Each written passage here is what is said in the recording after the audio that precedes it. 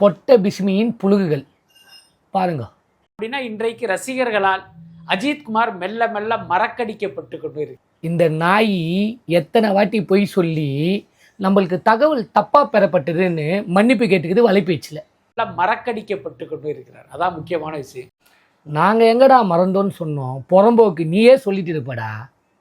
அஜித்தெல்லாம் இன்னும் சில வருடங்களில் ரசிகர்கள் மறந்துடுவாங்க. சரி, நீ தான் ஏதாவது ஒரு ஓல் விட்டு எங்களுக்கு ஞாபகப்படுத்தினே இருக்கிறிய.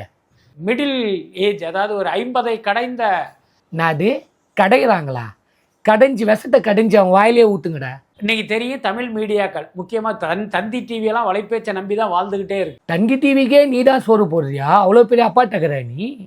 டேய், நாங்கள் என்ன சொன்னோம்? டேய், ஏன்டா இப்படி திருடி பொழிக்கிறியோ? மரியாதை மரியாதை. இந்த உண்மை எதுவுமே மக்களுக்கும் தெரியாது. ஆமா, மக்களுக்கு தெரியாது, இந்த மயிர் புடுங்கிக்கு தான் தெரியும். இங்க இருக்கிற ஊடகங்களுக்கு தெரியாது. ஊடகங்களுக்கு தெரியாது, இந்த உண்மை விளிம்பிக்கு தான் தெரியும். ஊடகங்களை பொறுத்த வரைக்கும் வாட்ஸ்அப் நியூஸ்களை வாந்தி எடுக்கிறது தவிர அவங்களுக்கு எதுவும் தெரியாது. களத்தில் இறங்கி நீங்க போனாதான் இந்த செய்திகள் எல்லாமே உங்களுக்கு தெரிய வரும். களத்தில் கல்ட்னவர் சொல்றாரு, கேட்டுக்கோங்க. காசு குத்தா பீ துன்ற பண்ணி இதெல்லாம் பேசுது தலையை பற்றி. அஜித் ஃபேன்ஸ், இந்த ரீலை ஷேர் பண்ணுங்கப்பா எல்லாருக்கும்.